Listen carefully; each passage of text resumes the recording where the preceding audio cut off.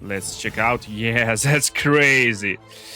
These items is incredible. They really feels like cheating with sneak attack and other stuff. So look, we just created for 42 damage sneak attack, doing 27 additional damage, and we one-shot enemies in Act 3. Hail and meshes, welcome to the world of Baldur's Gate 3. It's me, the Spot King, and in today's video I will show you super cool build for Rogue. Yeah guys, this man is Rogue, not Knight or other character. So, first of all, it's my last video of 2K23. And that's incredible, guys. We hit 20k subscribers. It would be impossible without you all, so thanks for your support. And Happy New Year.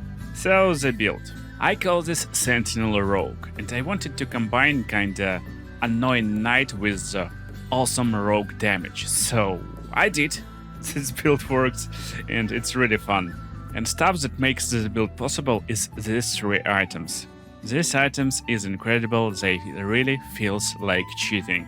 No BS, guys, no BS. So, let's build first. Our main class for this build will be Rogue, and you can start playing him from level 1, but you will get all gear needed at the end of Act 1. So around level 5, level 6 you want to respec your character. And there's like 2 options. We can start with a fighter, and we will get 5 levels in fighter just to get additional attack. And for fighting style, I would go for defense. For class, it could be battle master for additional actions, or just champion for improved critical strike. But to make great use of our action economy, I suggest going for ranger. It will give us proficiency in all weapons we need, and additional in all armor we need. So, as a ranger, favorite enemy, ranger knight. It will give us proficiency in heavy armor. Natural Explorer, Fire. Most common damage that you need to avoid. And ability distribution. Main stats will be Dexterity and Constitution. You can get a little bit of Wisdom for saving throws and for spell slots, but other stats is not too important. So you just can make a completely balanced character with like 10, 10, 10 in everything and a little bit in Wisdom. And 16 in Dexterity and Constitution. But in case you're making him as your main character and you know you can get +1 bonus to Dexterity at some point of the game, then I suggest going with 17 Dexterity, of course, to round it up to 18 later. So character is created, let's level up. Ranger level 2, we get in Defense, Fighting Style and Hunter's Mark as our spell. One more spell is Ensnaring Strike, really useful too. On level 3 Ranger, we can choose our subclass. And we're going for Hunter Ranger with Colossus Slayer Hunter Spray ability. Additional spell can be any spell you like. I like for Cloud, sometimes it's useful. Level 4 gives us Feat ability, and we're picking no other than Sentinel Feat. When enemy in melee range attacks your ally, you can use reaction to make weapon attack against that enemy. And coolest part, you gain advantage on opportunity attacks. So this attack will be opportunity attack, and you will get advantage, and we're finishing at Ranger level 5. Additional spell can be Silence to silence mages in a distance, or Spike Growth, for example. Both of the spells is viable features, but I prefer Silence, because we're making this guy as annoying as possible. And now we're basically starting to level up a Rogue. Again, you can do it however you like. Full build will be with 5 levels in Ranger or Fighter, and then 7 levels in Rogue. Most important stuff is to start as Fighter or Ranger. Your first level should be Fighter or Ranger, but you can get like 7 levels in Rogue and then only 1 level in Ranger or Fighter at level 8. So Rogue is super simple, straightforward. You're just leveling him up. At level 3 you're getting your subclass, and we're going for Assassin subclass. Most common pick of Rogue subclass is Thief, to get this additional bonus action, but we don't have a lot of uses for this bonus action. That's why we're going for Assassin. And coolest part about Assassin, you get advantage against any enemy who haven't taken a turn yet. So we're kinda picking enemy and doing incredible damage from the start of the round. Level 4 Rogue, we get an additional feat. Now it's your choice. We can go in 2 directions. First direction is to just get ability improvement and get +2 into Dex. This will increase our armor class if we're wearing medium armor, and additionally increase our hit chance with ranged and finesse weapons. Another interesting feat if you're going for heavy armor is Heavy Armor Master. This will reduce incoming damage from non-magical attacks by 3 when you're wearing heavy armor. I will show you ideas with 2 different armors just in a minute. For this demonstration I will pick heavy armor master. Now getting rogue level 5, and now once time per round we can take half damage from attack. That's incredibly powerful stuff. Level 6 rogue and level 7 rogue again. So build is finished. And my basic suggestion for this build will be going for every item that gives you AC that you can possibly get. So for this build I got evasive shoes with +1 armor class, Helm of Baldurs for +1 armor class again, and we can't be stunned. I'm not going to deep in items in today's video, because you basically can take any items you like. So next, Ring of Protection, armor class +1. You can take basically any other ring you like, so Killer Sweetheart, ability to land critical strike when we want to, once per long rest, pretty nice ability too. You can go for Evasive Cloak or Cloak of Displacement, which will give disadvantage to enemies to attack you. And why it's cool? Because now with shield and with heavy armor we get 26 AC, so it's already almost impossible to hit us. When we inflicting disadvantage on enemies, it's even more harder, because they need to roll 2 dice and will take lowest result. So as you can see, this rogue is almost unhittable. In heavy armor, all incoming damage is reduced by 2 in most of heavy armors. With heavy armor master feat, all damage is reduced by 3 again. And with rogue's passive uncanny dodge, you can halve the damage if you're being hit. So it's very hard to hit you, and when you're being hit by normal attacks, most of the time you will just take no damage. So for example, my main character right now got +16 chance to hit, and I got only 35% chance to hit Astarion. That's incredibly low.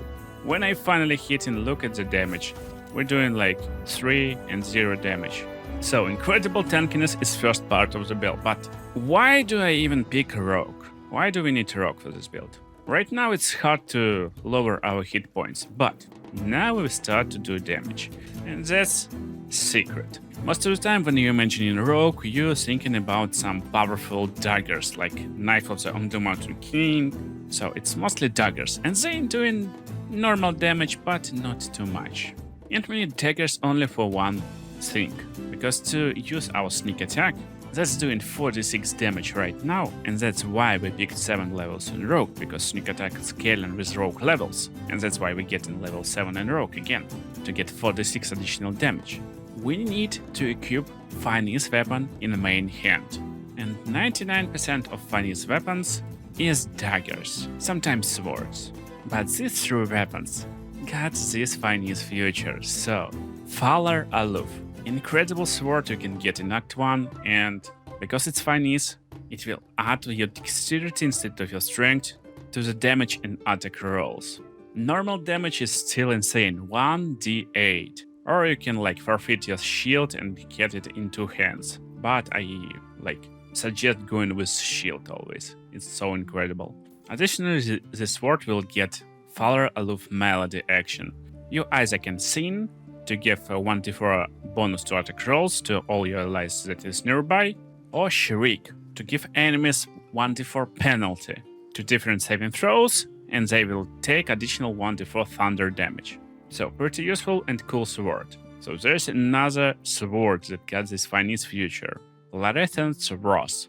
It's more simple sword, but you can just buy the sword and you get this Razor Gale ability. So Razor Gale, you will attack in nice cone in front of you. So pretty fun feature to have. And you can either continue playing with the swords or get this Dancing Breeze Glaive in Act 3. So Dancing Breeze got better enchantment, interesting abilities, extra reach, so you can attack from longer distances, very nice and useful too. But you won't be able to equip shield, so you will lose some AC. That's where you kinda need to decide, do you still going with heavy armor, or maybe you want to pick additional dexterity instead of heavy armor to increase your hit chance and get armor of agility in Act 3.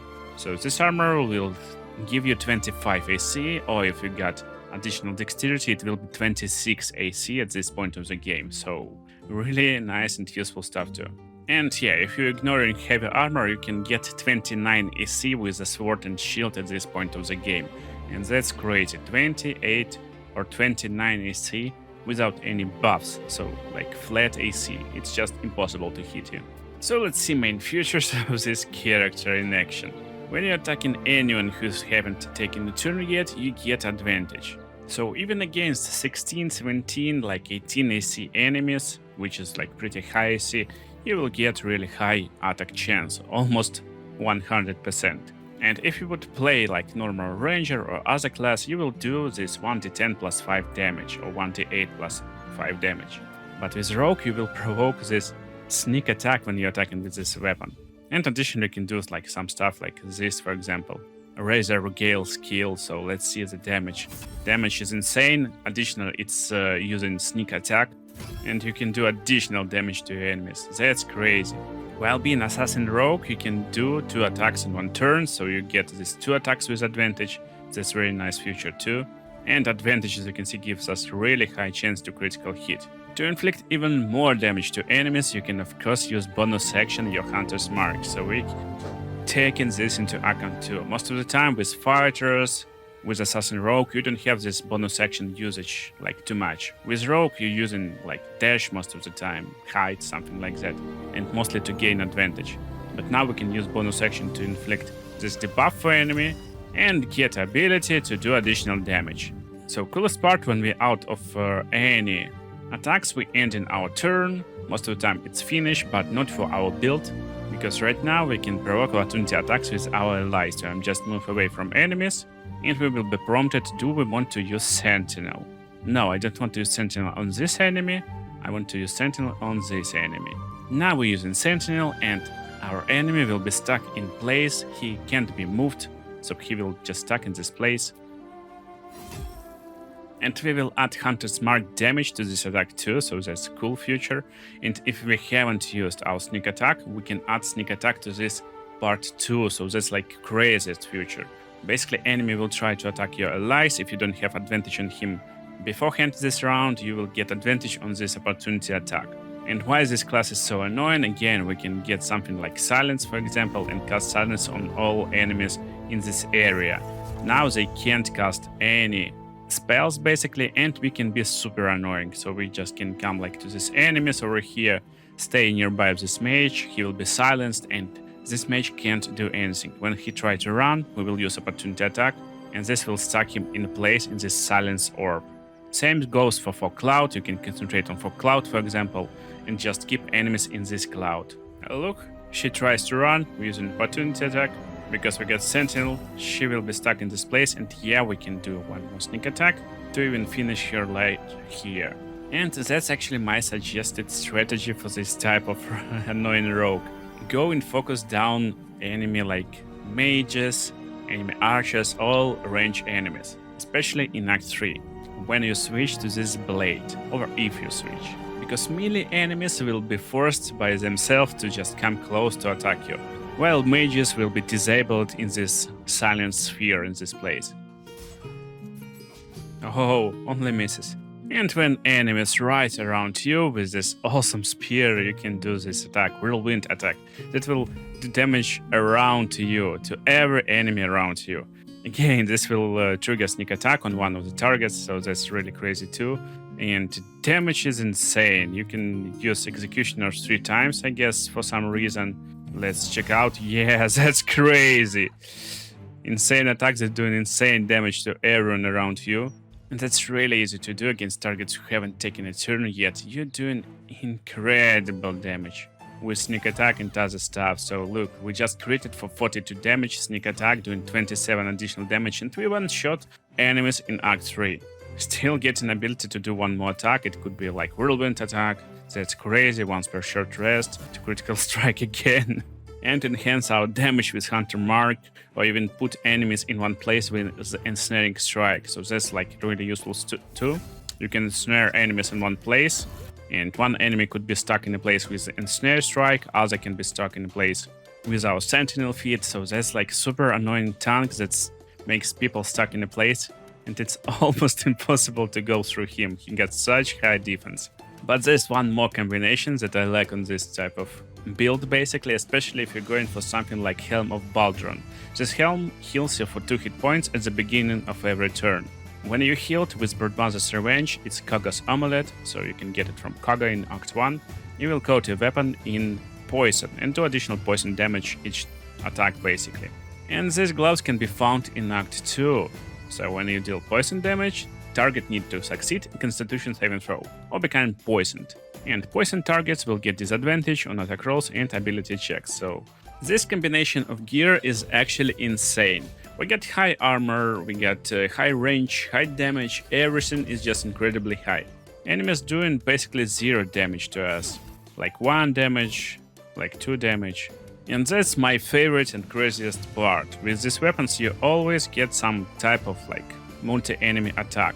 And when your weapon is coated in poison, you do an additional 1d6 damage, you can whirlwind around you, and look, everyone will be forced to succeed Constitution saving throw, or they will possibly become poisoned. So that's insane actually. Some of them saved, some of them are right now poisoned. This makes this Sentinel Rogue really annoying, powerful frontline tank that can inflict a lot of debuffs like bleeding and poison, do a large amount of damage, save his allies, and definitely worth trying in your party. I hope you enjoyed this build. Happy New Year guys, and have fun in Baldur's Gate 3. Watch other cool videos on the screen right now, and see you in the next videos.